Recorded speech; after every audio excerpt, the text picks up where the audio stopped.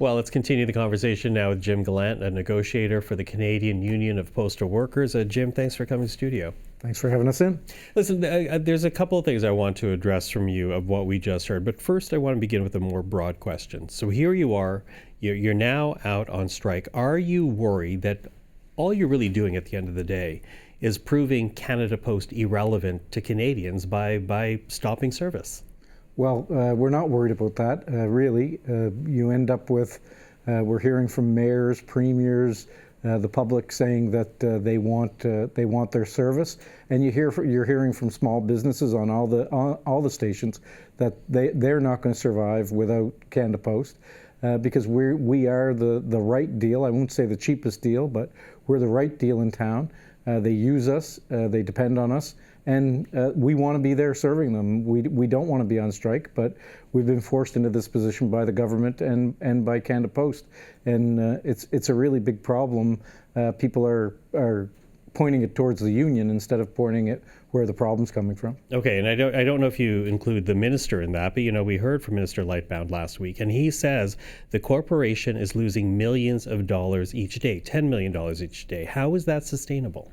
It's not, that wouldn't be sustainable, but you've got to remember that we've been in a legal strike position since last November, and that's been hanging over the post office all year long.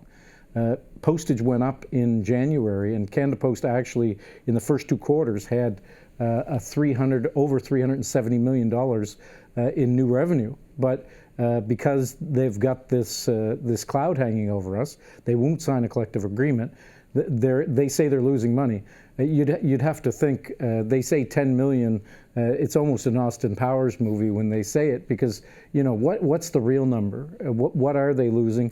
They're always using big numbers to try and scare the public. You don't believe in the numbers? I don't believe it's $10 million. I believe they're losing money because we're in a strike position, and fewer customers are using Canada Post, and we're still working, right?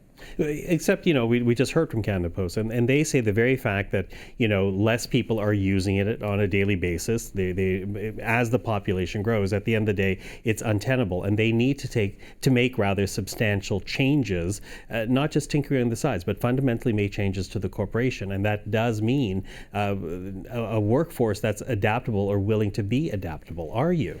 We only go to houses that have mail or product and businesses that have mail and product each day. That's the only ones we're paid to.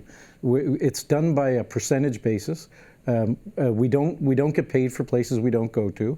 And in the 1980s, we had probably about 15,000 more workers, and in the last few years, we've had about 5,000 more workers. We're somewhere around 50,000 workers now. It's less. Routes get reevaluated when there's less mail to sort. There's less sorters. All those things are happening. There's fewer postal workers than there's ever been, and that happens naturally in a fluid motion. And Canada Post, instead of dealing with it that way, is now trying to make major cuts to service. Canada Post shouldn't get to decide what the service is. The government shouldn't get to decide what the service is. Customers and Canadians should get to decide if their mail is going to get to the door. If I send you a parcel or you send me a parcel, I bet you we both expect that parcel to come to our door, somebody to knock, instead of it going a kilometer or 2 down the street. But would Canadians push back at the cost? Because again, to listen to Canada Post, they've talked about the bargaining that they've gone under. They talk about the economic pressure. They want to explore things like a defined contribution plan rather than a defined benefits plan for retirement. And they say that the union has not been very flexible on that. What do you say to that? Because I hear what you're saying. Yeah, Canadians want to get their parcels, but they also don't want to feel like they are supporting a business that cannot, at the very least, break even.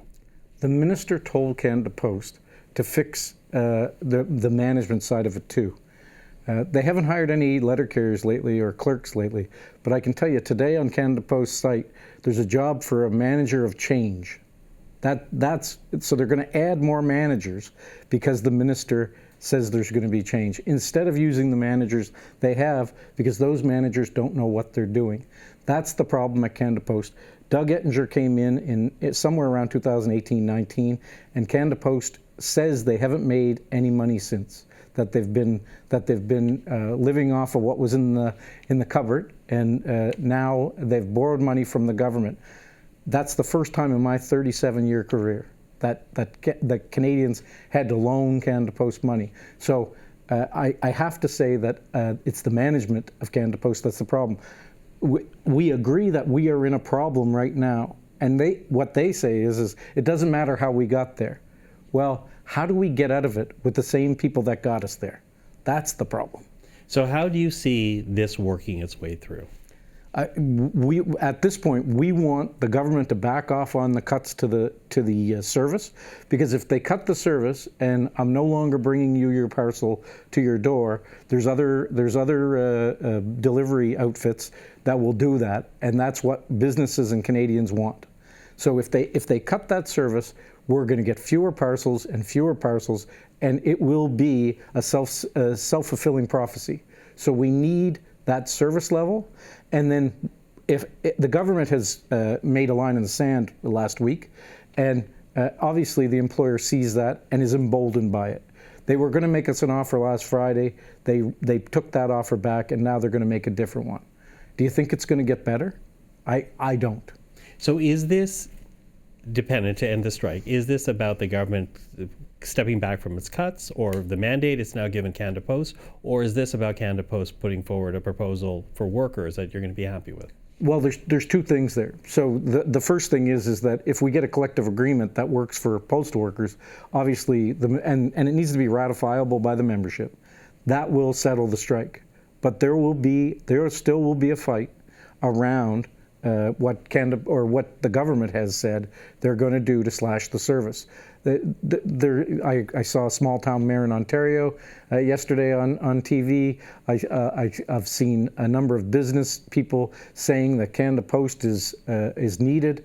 The government hasn't listened to them, and the government's list of slashes that they made on Thursday is Canada Post's Christmas wish list from last November. It's not the government making policy. It's Canada Post management making policy, and the government following them. Jim Gallant, I always appreciate the time. We'll speak again. Thank you for this. Thank you.